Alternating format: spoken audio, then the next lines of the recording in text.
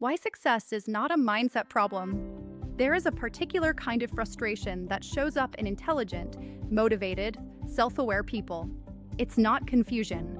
It's not lack of ambition. It's not a shortage of ideas, insight, or desire. It's the frustration of knowing what to do and still not being able to stay there. You know what would move your life forward. You know what alignment feels like. You understand the patterns that hold you back. You may even have moments where everything clicks: clarity, momentum, confidence. And then, quietly, something fades. Consistency becomes harder. Energy drops. Avoidance creeps in. Success feels strangely heavy. Progress slows or collapses. Not dramatically, subtly. And the question beneath all of it is rarely spoken out loud: if I'm so aware, why is this still hard? The dominant answer we've been given is mindset. We are told that if success is not stabilizing, we must still have limiting beliefs.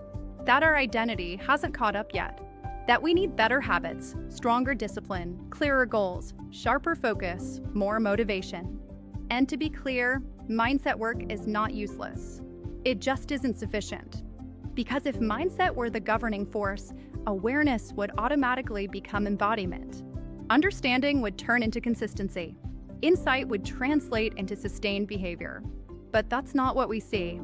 What we see are people who understand themselves deeply and still freeze when it's time to act. People who believe in abundance and still tighten around money. People who value leadership and still shrink under responsibility. People who want success and still feel overwhelmed by it. So the problem isn't lack of understanding. The problem is that success has been framed as a cognitive achievement, when in reality, it is a physiological state. Mindset models assume that human beings are primarily rational actors. That once you know something, you can implement it. That clarity leads to action. But the human nervous system doesn't operate on logic. It operates on safety. Your nervous system is constantly asking a single question beneath awareness: is this safe for me to sustain? Not, is this true? Not, is this good for me? Not, do I want this? But, is this survivable? And when the answer is no, behavior changes regardless of what you believe. This is where the knowing, doing gap lives. You can know you should speak up and still feel your throat close. You can know you should charge more and still feel your chest tighten. You can know you're capable and still hesitate when visibility increases. You can know what success would look like and still lose momentum when it arrives. This is not resistance at the level of thought. It is regulation at the level of the body. Mindset assumes rational control. The nervous system governs behavior. The nervous system's primary function is not success, fulfillment, or growth. It is protection. Long before you had language, goals, or beliefs, your body learned how to stay safe. It learned what led to connection and what led to disconnection. What created overwhelm? What required silence? What demanded performance? What made you shrink, brace, comply, push, or disappear? Those learnings were not intellectual. They were somatic. And once encoded, they do not dissolve through insight alone. This is why insight does not equal embodiment. You can understand a pattern and still live inside it. You can name a wound and still react from it. You can see your edge clearly and still freeze at the threshold. Because the nervous system does not respond to explanation. It responds to sensation. When something feels threatening, even subtly, the body intervenes automatically. What we often call procrastination is actually overwhelm. What we call self-sabotage is actually protection. What we call inconsistency is often dysregulation.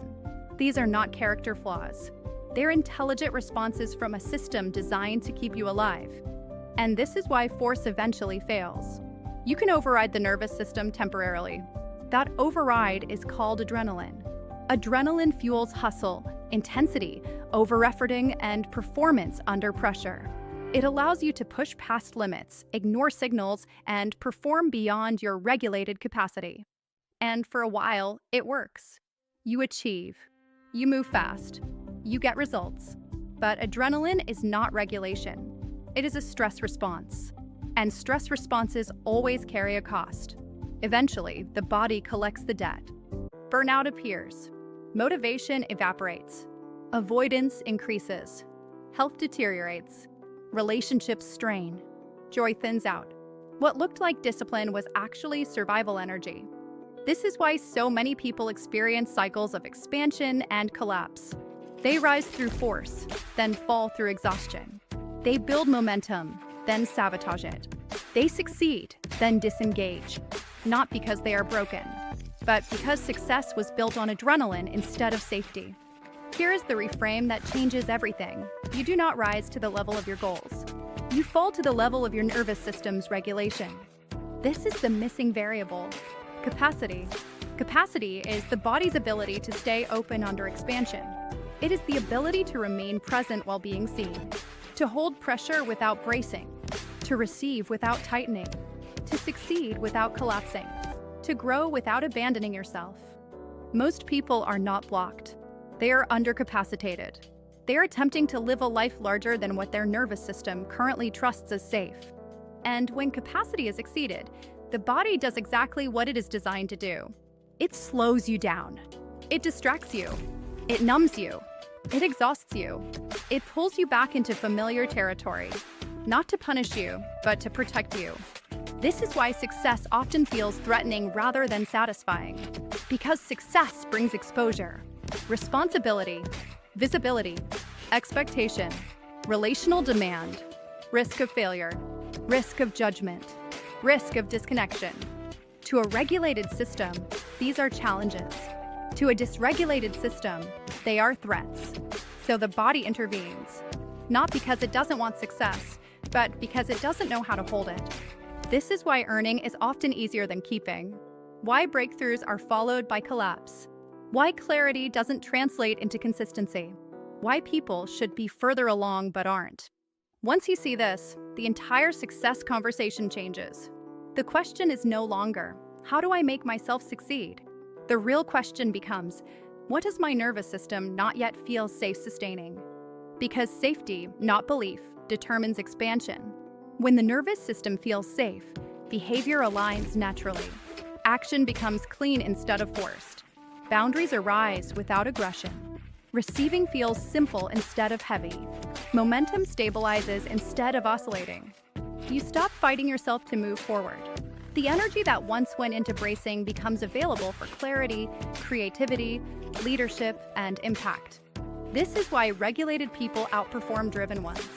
Not because they are more disciplined, but because they are not internally divided. Success stops requiring force when it becomes safe in the body. And this is the core shift this series is inviting. Success is not created by thinking better. It is created by a body that feels safe enough to stay open. This work is not about fixing you. Nothing has been wrong with you.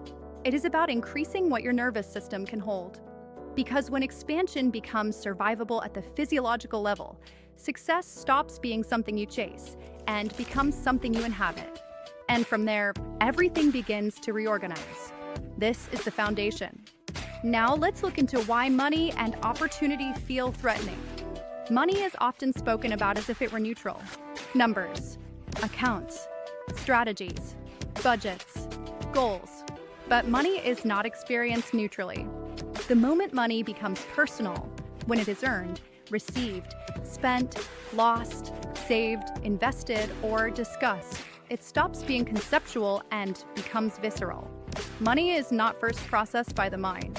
It is first processed by the body. This is why intelligent, capable people often feel inexplicably tense around money. Why clarity disappears in financial conversations. Why confidence collapses when charging more. Why opportunity feels heavy instead of exciting. Why success creates anxiety instead of relief. If money were simply arithmetic, none of this would happen. But money is not just currency. It is exposure. And exposure is physiological. Money activates some of the deepest survival circuits in the nervous system, not because money is dangerous, but because of what money represents. Money represents support, and support requires receiving. Money represents responsibility, and responsibility increases pressure. Money represents visibility, and visibility brings evaluation. Money represents choice, and choice destabilizes familiar identities. Money represents power, and power amplifies consequence. To the nervous system, these are not abstract ideas. They're sensations. and the nervous system responds to sensation before thought has a chance to intervene. This is why people who are competent, thoughtful, and skilled can suddenly feel small, tight, confused, or overwhelmed in the presence of money. Not because they lack financial intelligence, but because money touches vulnerability. Receiving money is not a mental act. It is a somatic one. To receive money is to receive attention, value, validation, expectation, and relational demand. And for many nervous systems, receiving has never felt safe. Some learned early that receiving created obligation. Some learned that receiving made them visible and scrutinized. Some learned that receiving led to loss or instability. Some learned that receiving meant being controlled or indebted. Some learned that receiving came with conditions. Those lessons were not beliefs. They were embodied experiences. So when money arrives, the body reacts before the mind can reassure it. The chest tightens. The breath shortens. The shoulders rise. The nervous system braces. This is why earning is often easier than holding. Earning can be fueled by adrenaline. Holding requires regulation. You can earn through hustle, pressure, overeffort, and survival energy.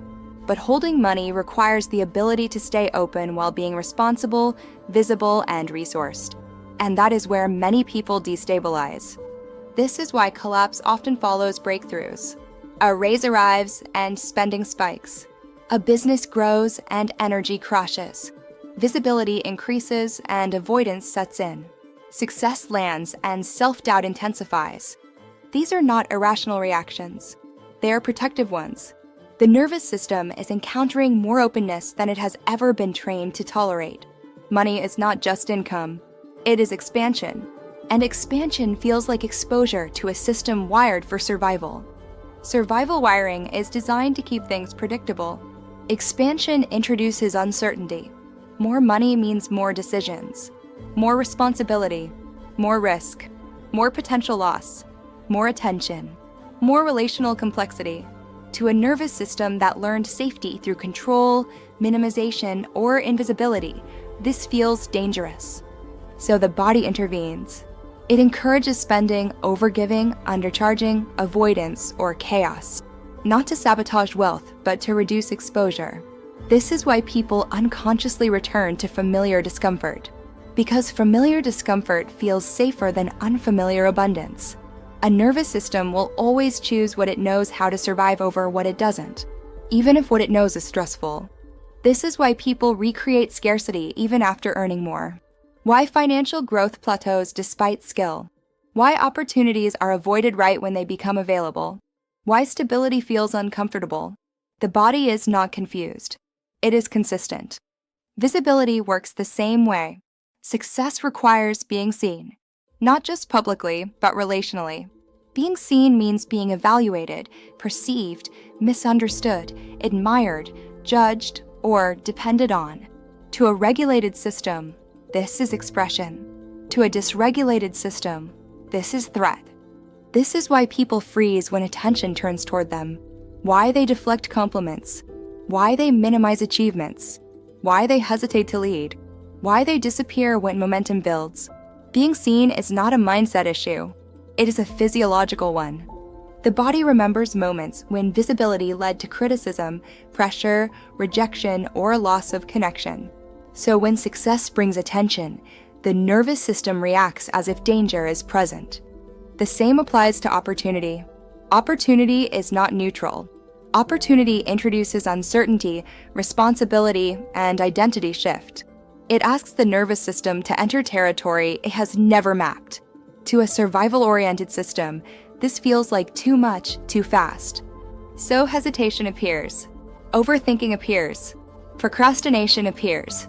Not because the person doesn't want the opportunity, but because the body does not yet know how to stay present inside it. This is the collision between survival wiring and expansion. Survival wiring prioritizes predictability, familiarity, and containment. Expansion requires openness, risk, and tolerance of uncertainty. Until the nervous system is trained for expansion, it will interpret growth as threat. This is why mindset alone cannot resolve money blocks or success patterns. because you cannot convince the body with logic. You must train it with safety. The body prioritizes sensation over story. It will override the leaf every time. This is why affirmations often fail, why strategy collapses under pressure, why knowledge doesn't translate into execution. The nervous system is saying, "This is more than I know how to hold." And when that happens, protection takes over. Collapse is protection. Avoidance is protection. Overworking is protection. Spending is protection. Self-sabotage is protection. The goal is not to remove protection. The goal is to increase capacity. When the nervous system learns that money can be held without danger, behavior changes naturally. When visibility becomes tolerable, expression stabilizes. When responsibility feels manageable, leadership emerges. When opportunity no longer overwhelms, action becomes clean. This is why success cannot be forced. It must be made safe. And this is the reframe that liberates people from years of self-judgment. Your body is not blocking wealth. It is protecting you from sensations it doesn't yet know how to hold. This is not a flaw. It is an invitation. An invitation to stop trying to override your nervous system and start building the capacity that allows abundance to stay. That is the work. And that is what we will continue unfolding in this series.